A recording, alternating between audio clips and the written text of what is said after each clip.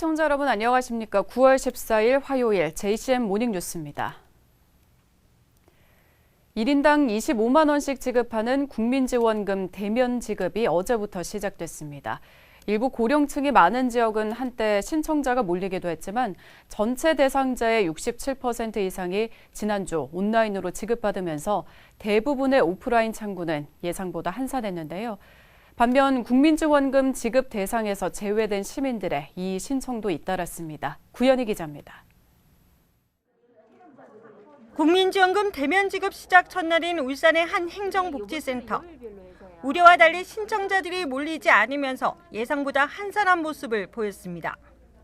국민지원금 온라인 신청 첫 주에 상당수 시민들이 지원금을 받은 영향이 큰 것으로 보입니다. 울산에서는 12일까지 온라인 신청을 통해 전체 대상자의 67.5%가 국민지원금을 받은 것으로 집계됐습니다. 신용체크카드로 지급받은 시민이 전체 대상자의 57.9%에 달했고 9.6%가 울산페이로 받았습니다. 어제부터 오프라인 신청이 시작됐는데 첫 주는 온라인과 마찬가지로 출생연도 끝자리 요일제가 적용됩니다. 월요일에는 끝자리가 16인 사람이 신청 가능하고 화요일은 끝자리가 27, 끝자리가 0이나 5인 사람은 금요일에 신청하면 됩니다. 신용체크카드로 받기 원하면 카드와 연계된 은행을 방문하면 되고 선불카드를 받으려면 주소지 관할 주민센터를 방문하면 됩니다. 재난지원금을 잘 수령하셔서 좋은 한가위 되시길 바랍니다. 가능하시면 전통상가를 이용하시어 골목 상권을 활성화시키면 좋겠습니다. 국민지원금 지급이 현재까지 순조로운 반면 한쪽에선 이의 신청이 잇따르고 있습니다. 지난 12일까지 울산에서 접수된 국민지원금 관련 이의 신청 건수는 1,271건. 대부분이 대상자 선정 기준인 건보료에 대한 이의 제기였습니다. 건강보험료 기준이다 보니 직장인들이 아무래도 맞벌이 하는 가정이 많다 보니 2명 합하면은 건보료 기준을 초과하는 경우가 많겠죠. 한편 울산 시민들이 받은 국민지원금은 연말까지 대형마트나 백화점, 온라인 쇼핑몰 등을 제외한 울산 내에서만 사용이 가능하고 사용 기한이 지난 잔액은 자동 소멸됩니다. JCN 뉴스 구현입니다. 울산 지역 유치원과 초중고 학생 등에게 내일부터 1인당 10만 원씩 제3차 교육재난지원금이 일제히 지급됩니다. 시교육청은 15일을 기준으로 지역 유치원과 학교에 재원, 재학 중인 원생과 학생 14만 6,700여 명에게 1인당 10만 원씩 교육재난지원금을 스쿨뱅킹 계좌로 지급한다고 밝혔습니다. 시교육청은 코로나19 사태로 올해 1학기 학생들이 등교하지 않은 일수가 많아 식비와 통신비 등 학부모들의 경제적 부담이 가중된 점과 전면 등교에 따른 교육 회복 지원을 고려해서 지원금을 지급한다고 설명했습니다. 울산시가 만 0세부터 만 5세 미만 영유아에게 1인당 10만 원의 3차 보육재난 지원금을 오는 16일부터 지급합니다. 지원 대상은 9월 1일 기준으로 울산에 주소를 둔 만 0세에서 만 5세 어린이집에 다니거나 가정양육수당 지급 대상 영유아와 취약유예 어린이집 아동 등 4만 500명입니다. 울산시교육청의 교육재난 지원금을 받는 대상자는 제외됩니다. 지급받지 못한 경우 60일 이내 행정복지센터나 구군청을 방문해서 이의 신청을 하면 됩니다. 중구청이 지역 내 코로나19 집단 감염이 지속되자 공공시설 운영 중단 기간을 오는 22일까지로 연장했습니다. 중구청에 따르면 지난 10일까지 운영 중단하기로 했던 어린이집과 경로당, 도서관 등 공공시설 310개소에 대한 운영 중단 기간을 12일 연장해 오는 22일까지 운영을 중단한다고 밝혔습니다. 또 코로나19 집단 감염이 산발적으로 지속되고 있는 만큼 확산 방지를 위해 고삐를 늦출 수 없다며 주민들의 협조를 당부했습니다. 울산시는 오는 14일부터 인플루엔자 무료 예방접종을 실시한다고 밝혔습니다. 무료 접종 대상은 생후 6개월부터 만 13세의 어린이와 임신부, 만 65세 이상 어르신 등으로 코로나19 예방접종이 진행되고 있는 점을 감안해서 대상군과 연령별로 접종 시기를 다르게 하고 사전 예약을 통해 접종을 분산할 계획입니다. 먼저 14일부터는 생후 6개월부터 만 9세 미만 어린이 가운데 인플루엔자 예방접종을 처음 받거나 올해 6월 30일까지 한 차례만 받은 어린이와 임신부에 대한 접종이 실시되며 65세 이상 어르신은 다음 달 12일, 만 75세 이상을 시작으로 순차적으로 접종이 진행될 예정입니다. 울산문화재단 축제 추진단은 다음 달 울산 에이팜과 태화강 공연축제 나들이 제55회 처용문화제를 차례로 개최한다고 밝혔습니다. 추진단에 따르면 다음 달 1일부터 3일까지 국내와 해외 등 20개 공연팀이 참가하는 울산 에이팜을 울산문화예술회관 대공연장에서 개최한다고 밝혔습니다. 또 15일부터 18일까지 태화강 국가정원에서 정원 박람회와 연계한 태화강 공연축제 나들이를, 28일부터 31일까지 태화강 남구 둔치에서 제55회 처용문화제를 차례로 개최합니다. 추진단은 사회적 거리두기 단계에 따라 축제별로 대면과 비대면 행사로 각각 개최할 예정입니다. 내일 오후 5시부터 중구 태화동에서 끊겨있던 2회로가 남구 옥동 문수로까지 연결됩니다. 20분에 달하던 거리를 태화강 위를 가로질러 5분 만에 주파할 수 있어서 교통량 분산 효과를 가져올 전망입니다. 김동현 기자입니다. 막혀있던 도로에 새로운 길이 생겨났습니다. 태화강 위를 가로지르는 국가정원교는 끊겨있던 남북의 통로를 연결합니다. 2회로에서 중구 북부순환로와 옥동 문수로를 잇는 구간이 15일 오후 5시를 기해 개통됩니다. 북구에서 시작해 현재 중구까지만 연결돼 있던 2회로가 남구까지 이어지는 겁니다. 개통 구간은 3km에 불과하지만 의미는 남다릅니다. 그간 남구와 중구를 오가기 위해선 대부분 신봉 로터리와 태화 로터리를 오가야 하는 불편함이 있었습니다. 하지만 이젠 태화강 위를 관통하는 새로운 방법이 생긴 겁니다. 중구 북부순환도로에서 옥동 문수로를 지나는 기준으로 20분이던 통행시간은 5분까지 단축됩니다. 내년 남부순환도로까지 이어지는 2회로 공사가 마무리되면 이미 완공된 무거 웅산국도를 통해 부산까지 단번에 이어지는 도로 구축이 가능해집니다. 여기에 북쪽으론 농소에서 경주 외동간 도로까지 이어지면 2회로는 울산의 남북을 가로지르는 중요한 도로축이 될 예정입니다. 지금은 부분 개통이지만 내년이면 저 남부순환도로까지 정말 뻥 뚫리게 됩니다. 내년 5월 그때 우리는 더 큰 기쁨을 맛보겠지만 지금 이 일부라도 이렇게 하는 것이 얼마나 좋은지 모르겠습니다. 다만 철근 수급 등의 문제로 이번에 개통한 북부순환로에서 문수로 구간의 경우 왕복 4차로 중 2차로만 개통해 제대로 된 교통 분산 효과가 나오는 데는 시간이 좀 더 필요할 전망입니다. JCN 뉴스 김동영입니다. 혁신도시 내 2회로가 주변 개발과 교통 여건을 감안하지 않은 채 건설돼 도로의 제 기능을 다할 수 없다는 지적이 제기됐습니다. 황세영 시의원은 서면 질문을 통해 혁신도시의 동원 아파트에서 2회로로 차량 진입이 불가능하고 2회로에서 호반 아파트와 북부순환도로 접속이 불가능해 운전자들의 불편과 교통사고 발생 위험이 높다고 우려했습니다. 황 의원은 이에 따라 인근 아파트에서 2회로로 접속할 수 있는 접속도로 개설과 종가로에서 국가정원교까지 과속을 방지할 수 있는 대책을 수립해 줄 것을 울산시에 요구했습니다. 울산시교육청은 추석을 앞두고 교육청 발주 건설공사 현장을 방문해 노동자 임금과 장비 사용료 체불 현황을 점검합니다.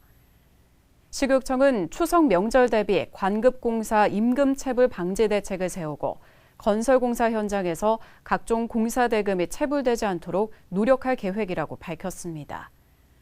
이를 위해 지난 6일부터 관급공사 임금 체불 방지 등에 관한 조례 적용 대상 공사 현장을 중점적으로 점검하고 있으며 적용 대상 공사는 5억 원 이상의 공사, 1억 원 이상의 용역 등이며 건설 노동자 임금과 장비 사용료 체불을 점검합니다. 또한 시교육청 홈페이지에서 관급공사 체불임금 온라인 신고센터를 운영하고 재정복직과 격리팀에도 신고센터를 운영합니다. 울산시의회가 교육청이 편성한 추경 예산을 대폭 삭감한 것과 관련해 전교조와 학부모회가 잇따라 반발하는 입장문을 내놨습니다. 전교조 울산지부는 입장문을 통해 이번에 교부된 1,700억 원의 특별교부금은 코로나19로 인해 침체된 경기를 회복하기 위한 예산이었다며 시의회 예결위에 명확한 삭감 이유를 요구했습니다. 교육희망 울산 학부모회도 입장문을 내고 교육의 불평등 해소와 양질의 교육을 위해 교육복지가 확대돼야 하는데도 불구하고 오히려 예산이 삭감된 것은 매우 유감스러운 일이라고 지적했습니다. 추석 연휴 기간 울산시설공단과 5개 구군이 관리하는 공영주차장이 시민들에게 무료로 개방됩니다. 울산시설공단에 따르면 문수와 종합운동장 공영주차장은 18일부터 22일까지, 울산대공원 등 각 공원주차장은 20일부터 22일, 농수산물 도매시장은 21일과 22일 무료로 개방한다고 밝혔습니다. 5개 구군 공영주차장의 경우 18일부터 22일까지 중구는 25곳 가운데 대형 주차장 5곳을 제외한 20곳이, 남구는 34곳 가운데 3곳을 제외한 31곳이 무료로 개방됩니다. 또 동구는 90곳 가운데 대왕암 공영주차장 1곳만 유료로 운영되고 북구는 54곳의 모든 공영주차장이 무료로 개방됩니다. 중구청이 지역 내 다중이용시설 5,300여 곳에 안심콜 출입관리 서비스 통신요금을 지원합니다. 지원 대상은 중점관리 대상인 유흥시설 5종과 식당, 카페, 노래연습장과 목욕장업 등 다중이용시설 5,300여 곳으로 신청을 받아 안심콜 출입관리 서비스 통신요금 전액을 지원할 계획입니다. 한편 안심콜 출입관리 서비스는 각 업소별로 부여된 고유 번호로 전화를 걸면 통신사에 고객 출입 정보가 자동으로 저장돼 코로나19 역학조사에 효과적인 시스템입니다. 울산 시민 22만여 명이 울산의료원 설립을 염원하며 예비 타당성 조사 면제 청원 서명에 동참했습니다. 송철호 시장은 다음 달에 서명부를 정부 부처에 전달하고 예타 면제를 건의하는 등 울산의료원이 조기에 설립될 수 있도록 최선을 다하겠다고 밝혔습니다. 김영환 기자가 보도합니다. 코로나19 사태를 계기로 울산의료원 설립의 필요성이 더욱 커지고 있습니다. 울산시는 열악한 공공의료 개선을 위해 설립 방향과 추진 전략을 마련했고 최근 북구 창평동 일대로 부지도 확정했습니다. 현재 타당성 조사 용역도 진행 중입니다. 이런 가운데 22만 명이 넘는 울산 시민들이 울산의료원 설립에 동참했습니다. 20만 명 서명을 시작했을 때는 과연 달성할 수 있을까 걱정을 했지만 울산의료원 설립을 바라는 강한 열망을 시민 여러분이 보여주셨습니다.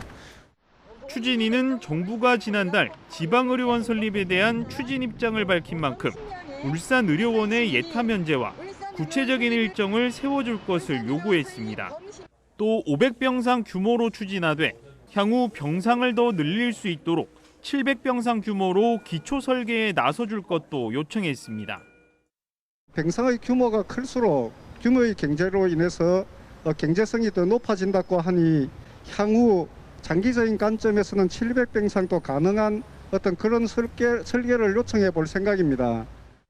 울산시는 울산의료원이 최소 500병상 규모로 건립될 수 있도록 정부에 적극 건의하겠다는 입장입니다.